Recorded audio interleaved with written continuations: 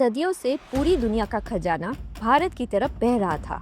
Europe के देश भारत के मसालों और कपड़ों के लिए अपना सारा सोना चांदी लुटा रहे थे। इस ट्रेड डिफिसिट को खत्म करने के लिए वास्को डो गामा ने भारत का समुद्री रास्ता खोजा ताकि यूरोपियन ताकतें बिचौलियों को हटाकर सीधे हिंद महासागर के व्यापार पर कब्जा कर सके और इसी से शुरू हुई भारत में कॉलोनियल पावर्स की एंट्री।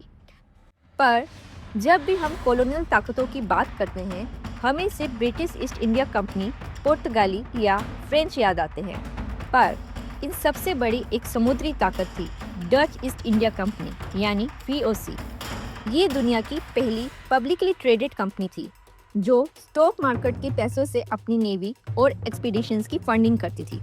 इंडोनेशिया में ईस्ट इंडिया कंपनी, मलाक्का और सिलोन में पोर्टुगीज, मेडागास्कर में फ्रेंच को आउटस्मार्ट करके ये उस समय की सबसे बड़ी कॉलोनियल ट्रेडिंग पावर हाउस बन चुकी थी।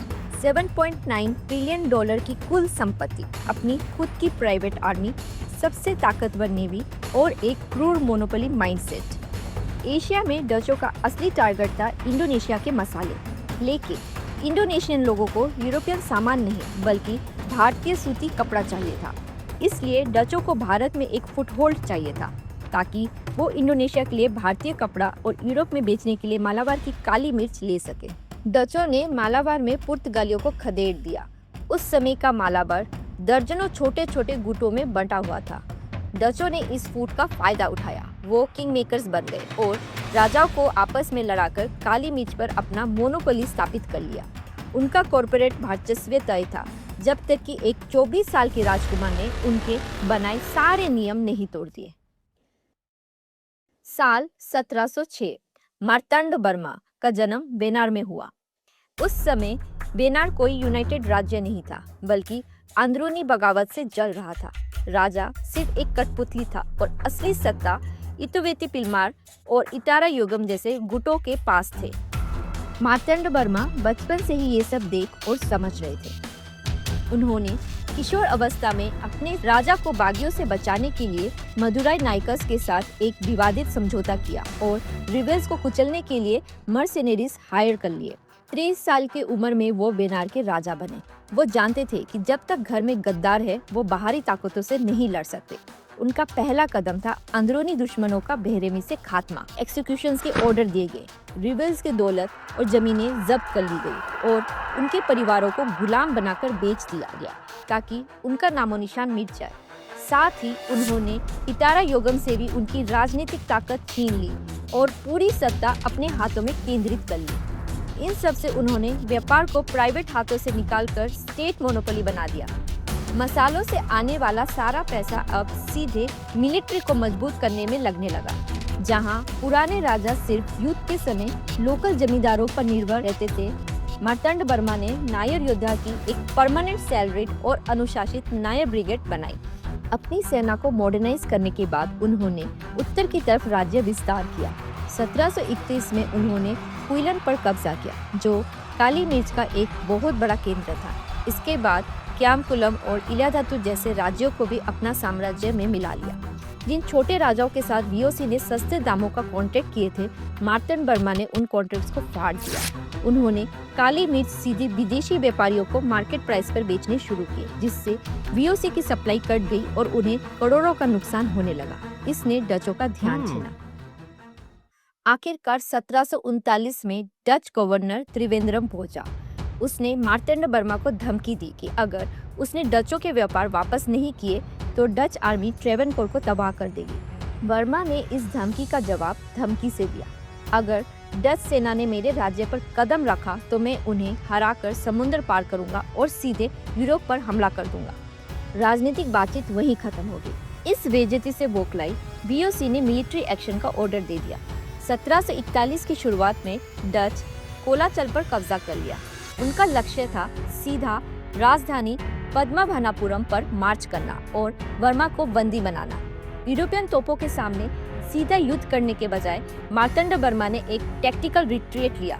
उन्होंने डचों को कोलाचल में अपना बेस बनाने दिया ताकि उनकी सप्लाई लाइन लंबी हो जाए। अब मार्तांड वर्मा को बस इंतजार था मालाबार के मानसून का।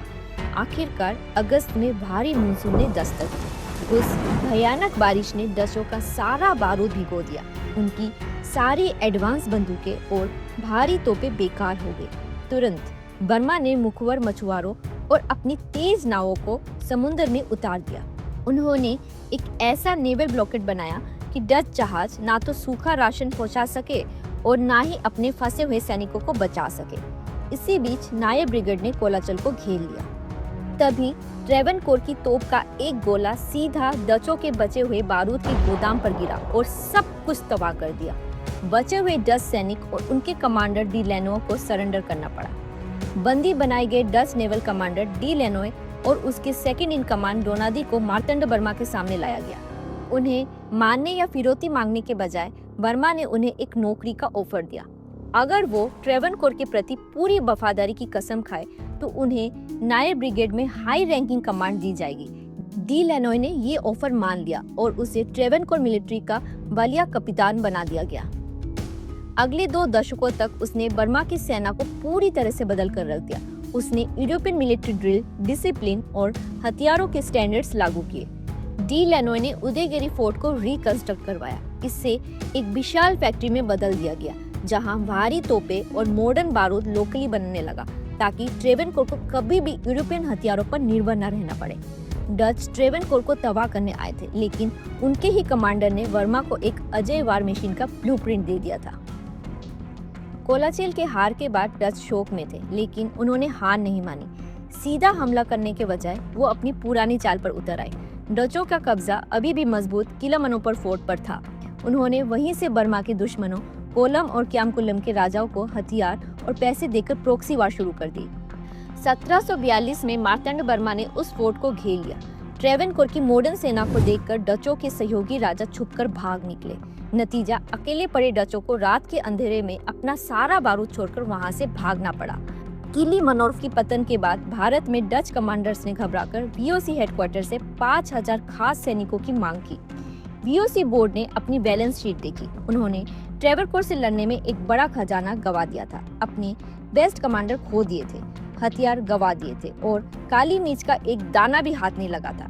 एक मॉडर्न भारतीय सेना से लड़ना अब उनके लिए एक प्रॉफिटेबल बिजनेस नहीं रहा था, और ऊपर से वो इंडोनेशिया में खुद एक बड़ा विद्रोह को झेल रहे थे। वीओसी हेडक्वार्टर ने ना तो सैनिक और ना ही पैसा भेजा। 1743 तक डचों की इज्जत मिट्टी में मिल चुकी थी। लोकल राजा अब उनसे नहीं डरते थे। अपनी मोनोपोली को खत्म होते देख डच डैमेज कंट्रोल पर आ गए, जिसका नतीजा था 1753 की ट्रीटी ऑफ मार्वेलिकरा, एक मेगा कोर्ट की सबसे बड़ी बेइज्जती। डचों ने आधिकारिक तौर पर कसम खाई कि वो अब किसी भी राजनीतिक मामलों या मार्तंड बर्मा के विस्तार में दखल नहीं देंगे। इसके बाद से वीओसी भारत में फिर कभी एक ताकत बनकर नहीं उठ पाए। वो महज व्यापारी बनकर रह गए। मार्तंड बर्मा ने वो कर दिखाया था जो नामुमकिन लगता था। उन्होंने उस सदी के सबसे बड़े कॉलोनियल व्यापारिक साम्राज्य को अपनी बुद्धि और ताकत से हराया था। शायद अगर मार्तंड बर्मा नहीं होते तो भारत का इतिहास कुछ और ही होता और ये जमीन किसी और बड़ी कॉलोनियल लड़ाई का थिएटर बन चुकी होती।